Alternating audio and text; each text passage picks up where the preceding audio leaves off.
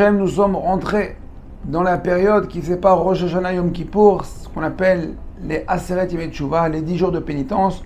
Donc déjà, on est déjà à la moitié, il nous reste l'autre moitié, période très rapide, mais une période très importante. On doit se considérer comme Benoni, c'est-à-dire que on n'est pas des tzadikim gumurim, on n'est pas des rechaim gumurim, c'est-à-dire qu'on est à 50-50, et chaque mitzvah peut et vient faire pencher la balance. Alors qu'est-ce qu'on doit faire exactement pendant ces Aseret Yemei Teshuvah? À Pessah, on mange des matzot, à Sukkot, on vit dans la soukha, à Hanouka, on allume des bougies. Aseret Yemei Teshuvah, qu'est-ce qu'on fait? On dit le Shulchan Aruch au Siman Taf Resh Bet 602, on dit comme ça: Bechol hayamim sheben Rosh Hashanah le Yom HaKippurim marbim batfilot vetachanunim. Les jours qui séparent Rosh Hashanah et Yom HaKippurim, qu'est-ce qu'on fait? Eh bien, on multiplie les tfilot, on multiplie les tachanun, les supplications. On rajoute dans les slichot, il y a des passages qu'on rajoute. On va rajouter dans la tfila Avinu Malkenu. On rajoute dans le Shemona Esrei Uf Sefer Chaim, Kotvenu Be Sefer Chaim, les Mancha Elohim Chaim. On va rajouter plusieurs fois une demande de la vie, de la parnassa.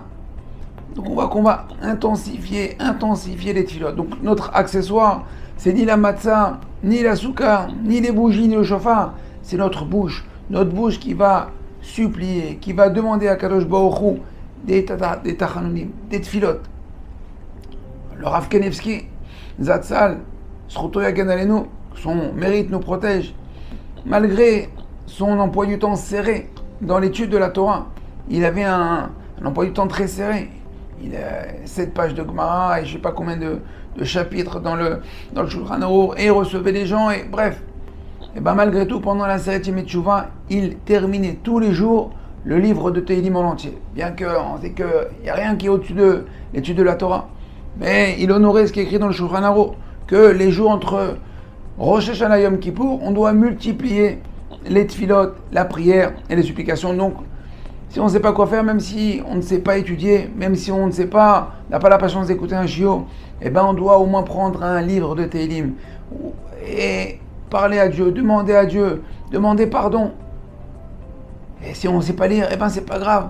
On a une bouche, on a un cœur, eh ben on s'adresse à Kadosh Baruch Hu, un peu comme nos grands-mères, Zichronan Livracha, qui, eh ben dans leur cuisine là-bas, c'était un Beth Midrash. Elles parlaient à Kadosh Baruch Hu, Ya Rabbi, combien de tfilotes elles ont pu faire? Grâce à leur tfilote, peut-être c'est que chacun de nous, on a pu réussir à faire tchouva.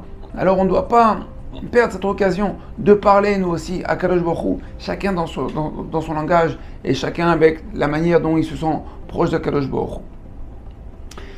Autre comportement qu'on doit avoir pendant Aseret Yemei Teshuvah, donc c'est le siman d'après le chapitre d'après dans le Shulchan Aruch, Tafresh Gimel 603, écrit comme ça: Af mi she'eno niza mipat shel kutim, ba'aseret Yemei Teshuvah tzarich lizer. Même celui qui ne fait pas attention toute l'année de manger le pain du goy, il y a une permission. Pour celui qui n'aura pas de boulangerie ou d'endroit où il pourrait se procurer du pain kasher, il y a un interdit toute l'année de manger le pain du goy, la baguette. La baguette, on a le droit de la consommer. Il y a un interdit comme ça, les Haramim ont été indulgents en ce qui concerne le pain. Et bien quand bien même pendant la Aseret Yemei Teshuvah, pendant les 10 jours de pénitence, on devra faire en sorte, d'accord, de faire attention, soit de cuire le pain soi-même, soit de faire quelques kilomètres ou aller un petit peu plus loin et chercher du pain cuit par un juif, ou bien si on n'y a pas, on va essayer d'aller chez le boulanger et d'allumer le feu. On va dire qu'aujourd'hui, quelqu'un qui habite en Israël, il n'a pas ce souci. Toutes les boulangeries sont, 95%, elles sont allumées par un juif, il y a une ashgara, d'accord? Donc le pain il est caché. En fait, on veut dire que même si toute l'année, on a l'habitude de manger le pain du goy, c'est-à-dire que de se comporter peut-être comme un goy, d'écouter la musique, d'aller au théâtre, d'aller au cinéma, de regarder le foot, de la manière de s'habiller, de se comporter, de parler. Et pendant la Aseret Yemei Teshuvah, Rabotai, on va faire en sorte de faire attention. On va faire attention, on va changer notre musique. On va moins regarder ceux qui regardent la télé, les émissions, bref, Chacun, il sait exactement là où il en est et sur quoi il doit travailler. Mais évitez de ressembler à un comportement de goy. Alors vous allez me dire, attends, mais c'est du cinéma, c'est du tmanik. Tu me dis pendant 10 jours comme ça entre Rosh Hashanah et Yom Kippour, quoi, je vais faire semblant. Je vais faire semblant de bien me comporter, et puis après Yom Kippour, allez, on revient à la normale, je recommence tout. En vrai, Rabotai, si on creuse bien, au fond de nous, en vrai, toute l'année, on fait semblant. En fait, toute l'année, on fait semblant, on veut ressembler à des choses, à des personnes que nous ne sommes pas. Parce qu'au fond de nous, qu'est-ce que nous sommes? Nous sommes une échama. Avec une enveloppe, il y a un corps. Et ce corps-là, en fin de compte, eh ben, c'est lui qui va influencer la neshama. C'est pas que pendant la Seret Yemei Teshuvah, on se déguise. C'est que toute l'année, on est déguisé. Et pendant les 10 jours de Teshuvah, Seret Yemei Teshuvah, on veut enlever ce déguisement. On veut laisser parler la neshama. Elle dit voilà, je veux me comporter comme un juif, je veux manger kasher, je veux écouter de la bonne musique, je veux parler, je veux étudier, je veux voir, je veux prier, je veux être proche d'Akadosh Baruch Hu. Donc en fin de compte, c'est pas pendant les 10 jours de pénitence qu'on fait là le cinéma. C'est toute l'année on fait du cinéma où le Yetzer Hara qui est plus fort que nous parce qu'on ne fait pas exprès. On ne fait pas exprès de mal se comporter. On ne veut pas énerver Hachem. Un juif, il est bon, il est gentil, il aime Akadosh Baruch Hu, il aime la Torah. Mais le Yetzer Hara, il est plus fort, parce que le Yetzer Hara, il est très fort. Il veut nous appâter. Dehors, les affiches, les publicités, les notifications, les images, bref. Vous avez compris que le Yetzer Hara, c'est son travail. Il travaille très très bien. Il travaille très très dur. 7 jours sur 7, 24 heures sur 24. Sauf un jour dans l'année, Yom Kippour. Déjà, il ne travaille pas. On verra, c'est un autre sujet. Donc en fin de compte, Rabotai, on ne fait pas semblant. Deuxièmement, notre réponse, pourquoi faire semblant pendant les 10 jours? En fait, c'est pas qu'on fait semblant. C'est que, on sait que pendant la Seret Yemei Teshuvah, Akadosh Baruch Hu, il descend, il est là, il est plus proche de nous.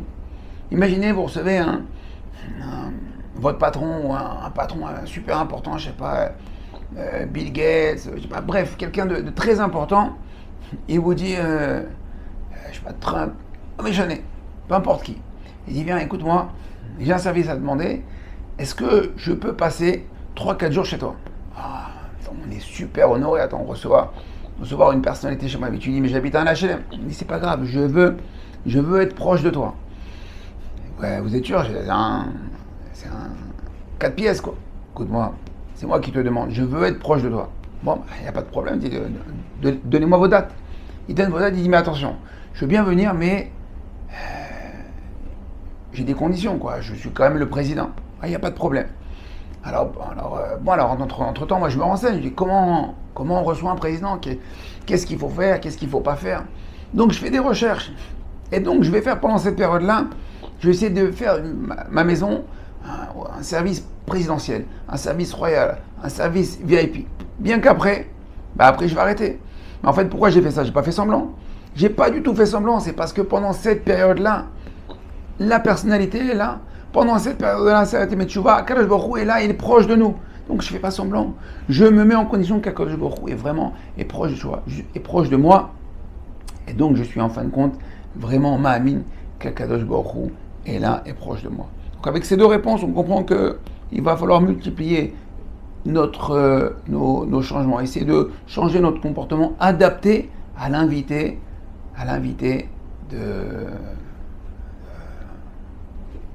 de choix, un invité important, d'accord, qui est proche de nous pendant la Seret Yemei Teshuvah.